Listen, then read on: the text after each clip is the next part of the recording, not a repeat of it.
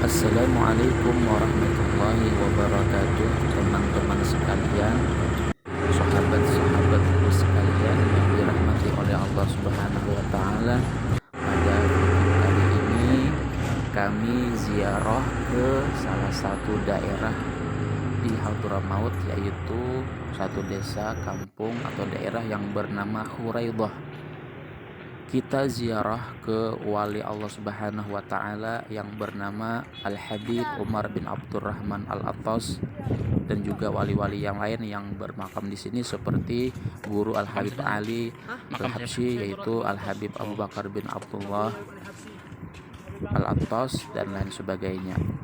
Di sini kita mari bersama-sama mendengar bersama-sama cerita kisah manaqib daripada wali-wali Allah Subhanahu wa taala, utamanya yaitu Al-Habib Umar bin Abdurrahman Al-Attas. Mari bersama-sama kita mendengarkan. Mudah-mudahan kita mendapatkan rahmat dari Allah Subhanahu wa taala.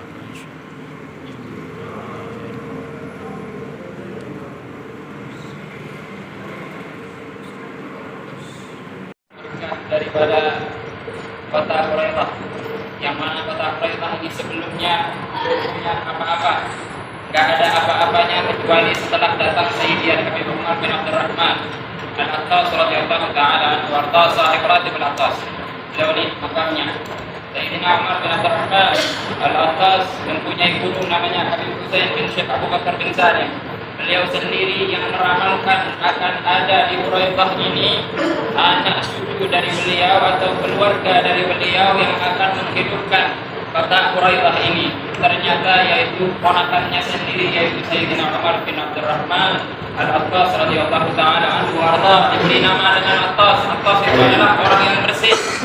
Kenapa? Karena setiap turunan daripada Al-Attas itu kalau tidak di perut ibunya bersin atau ketika lahir bersin. Kalau kita kan nangis.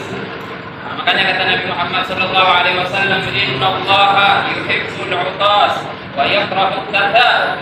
Sesungguhnya Allah Subhanahu wa taala mencintai orang yang bersin dan tidak mencintai orang yang menguap. Dan beliau adalah Umar bin Abdurrahman Al-Attas, orang pertama yang memberi gelar daripada Ahlu Bait Rasulullah sallallahu alaihi wasallam dengan sebutan Habib. Jadi sebelumnya mereka dipanggil dengan Sayyid. Kakek beliau dipanggil dengan Sayyidina Syekh Abu Bakar bin Salim. Sayyidina Faqih Muqaddam dipanggil dengan Al-Ustaz Al-A'zam.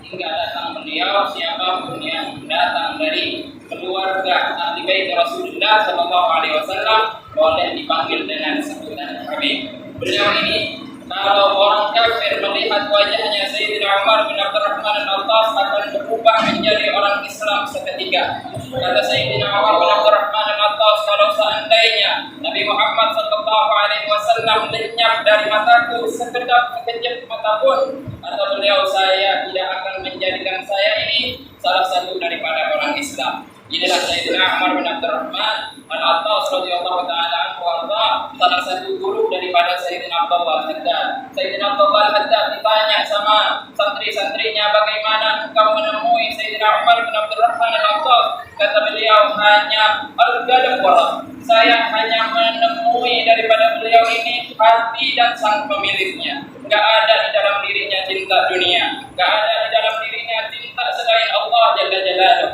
Alhamdulillah kita saat ini berziarah bersama-sama menziarahi Sayyidina Umar bin Abdurrahman Al-Attas. Beliau ini banyak mempunyai anak. Beliau ini mempunyai 9 anak. Di antara anak yang pertama adalah di sampingnya namanya Habib Salim. Salim bin Umar bin Abdurrahman Al-Attas radhiyallahu ta'ala anhu warda, yang mana kata Habib Ahmad bin Hasan Al-Attas, beliau ini adalah Yusuf hadil ummah. Kenapa? Karena beliau pernah difitnah dengan wanita yang sangat cantik, tapi beliau tak menoleh sedikit pun. Beliau ini tinggal di kota Sarkap, di sini, di kampung Sarkap. Kemudian beliau meninggal, mau dimakamkan di sana, ternyata badannya itu berat.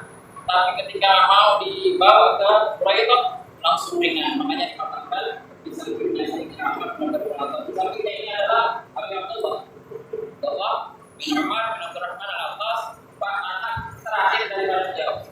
Jadi beliau ini membagi-bagikan hartanya semuanya habis. Setelah habis baru lahir Sayyidina Abdullah bin Umar bin Abdurrahman Al-Attas. Lalu beliau mengatakan, Abdullah Abdullah lillah, saya serahkan Abdullah ini kepada Allah Subhanahu wa taala karena hartanya sudah dibagikan kepada anak-anaknya. Di sampingnya juga ada Abdurrahman bin Umar bin Abdurrahman al-Attab yang diberi gelar dengan rembulan.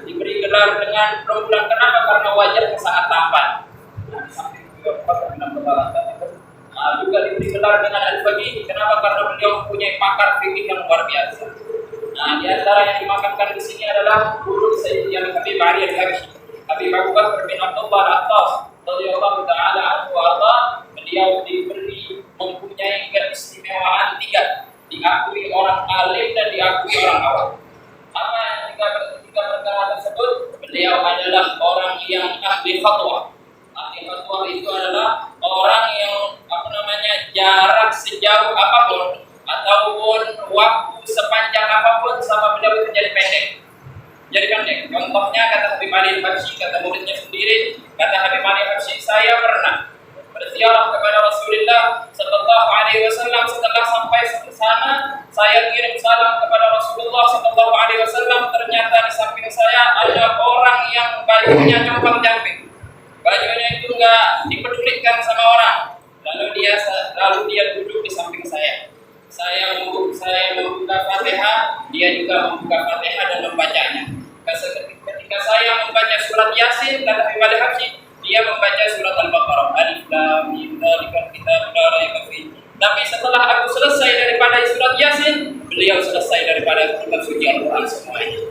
Setelah pulang Habib Ali Al-Habsyi bertanya sama Habib Abu Bakar Al-Attas, kata Habib Abu Bakar Al-Attas, tahu tak siapa itu? Itu adalah aku. Engkau itu, kata Habib Abu Bakar Al-Attas, saya selalu mendidikmu dimanapun kau berada, baik di sini ataupun di luar sana. Makanya kita harus mempunyai ikatan yang kuat dengan guru, karena guru akan menjaga kita walaupun kita dimanapun. Walaupun kita mempunyai kesulitan yang sangat banyak, tapi kalau kita mempunyai koneksi yang kuat dengan guru kita kapan saja ke masalah sebesar apapun akan lewat. Kenapa? Karena guru yang akan menjaga kita. Yang kedua, beliau ini mempunyai keistimewaan bisa menjadi banyak. Jasadnya itu bisa menjadi banyak. Kalau khutbah di sini bisa khutbah di masjid yang lain. Dalam waktu yang sama, di hari yang sama, dengan Sayyidina Habib Bakar Al-Attas. Dan yang terakhir, keistimewaan yang terakhir, beliau adalah orang yang bisa membaca mana di surga dan mana di neraka. Beliau ini mempunyai keistimewaan seperti itu. Beliau tidak didapatkan dengan tidur yang banyak, dengan malas-malasan. Beliau dapatkan semua itu dengan zikir yang banyak kepada Allah Subhanahu wa taala. Di antara zikirnya Habib Abu Bakar Al-Attas, setiap harinya 12.000 dari kalimat la ilaha illallah, 12.000 dari kalimat Allah, 12.000 dari kalimat begitu setiap harinya. Makanya kita dianjurkan sama guru-guru kita untuk mengamalkan itu, mengamalkan kalimat la ilaha illallah minimal habis sholat 12 kali. Kenapa? Karena 12 itu kata ulama, 12 itu membuka hati kita dan juga hati kita cinta kepada Allah dengan cara membaca la ilaha illallah 12 kali. Kenapa harus 12? Kata ulama, karena la ilaha illallah hurufnya 12, Muhammad Rasulullah hurufnya 12, Abu Bakar As-Siddiq 12, Umar bin Al-Khattab 12, Utsman bin Affan 12, Ali bin Abi Thalib 12. Inilah salah satu guru daripada Habib Ali Al-Habsyi. Kata Habib Ali Al-Habsyi, siapapun yang duduk dengan Abu Bakar Al-Attas akan keluar dari dirinya cinta pada dunia.